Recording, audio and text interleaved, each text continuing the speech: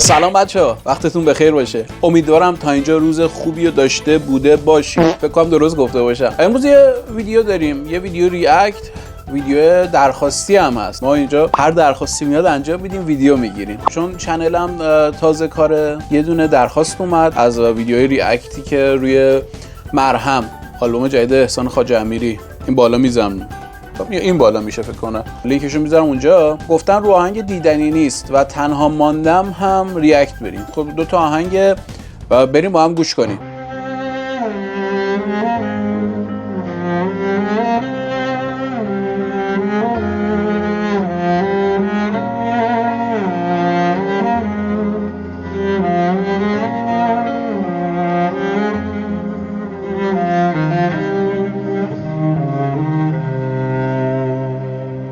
بعد از تو من ماندم و دنیای سردم،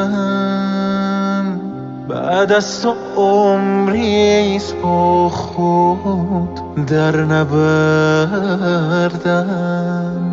دریای دردی با من چه کردی، با خود چه کردم. بعد از تو هر لحظه از خود زخم خوردم. بی تو تنها دل به تنهایی سپردم. تو دل نبستی من جان سپردم، من بی تو مردم. چه جهان بدی به که تکه زدی، که تو رفتی و من جان دادم، که شکستی و من افتادم، که به تو نرسد فریادم. نگران توام، نگران منی که همیشه پر از تردی، که شکستن خود را دیدی، که صدای مرا نشنیدی.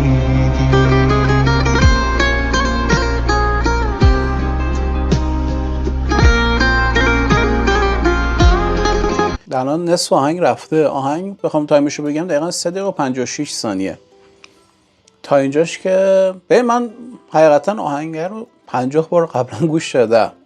خیلی آلبومش رو دوست داشتم، به دلم نشسته و اما آهنگش سبکش جوری که وقتی میخوای گوش کنی بری یه گوشه، یه جا بشینی تنها، مثلا با خودت خلوت کنی، یه سیگاری بکشی. هرچند من سیگار نمیکشم، سیگار رو ترک کردم خیلی وقته، فکر کنم الان 7 ماهی میشه. آهنگاش یه جوریه که حتی اگه خوشحالم باشی، بعد از این آهنگ یه غمی میگیره وجودتو.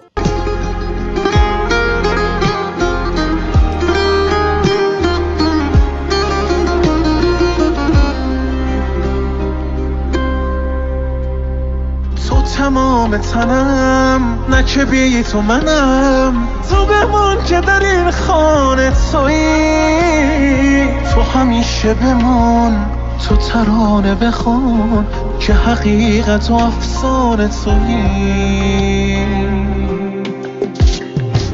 دل من چه شده تو بیا تو بگو که چرا به تو وابسته شدم.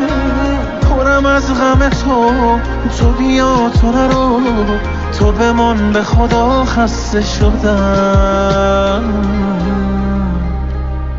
چه جهان بدی به که تکه زدی، که تو رفتی و من جان دادم، که شکستی و من افتادم، که به تو نرسد فریادم. نگران توام، نگران منی که همیشه پر از تردی، که شکستن خود را دیدی، که صدای مرا نشنیدی.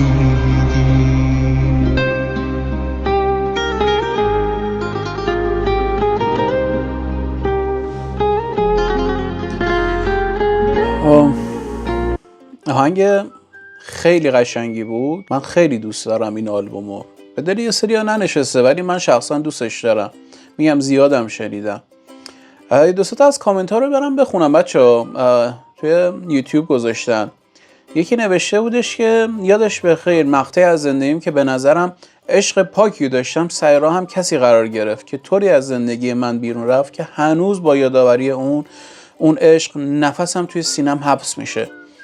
کلا این آهنگ راجب کسایی که رفتن دیگه. آهنگ مرهم هم همینجور بود. آهنگش کلا میگم جوریه که باید میرفتی یه گوشه یه سیگاری میکشیدی تنها، ولی من ترک کردم، نمیکشم راحتم. امیدوارم که ویدیومو تا اینجا دوست داشته باشید بچه‌ها. نظراتتون رو برام بنویسید. تا ویدیوی بعدی فعلا خداحافظ.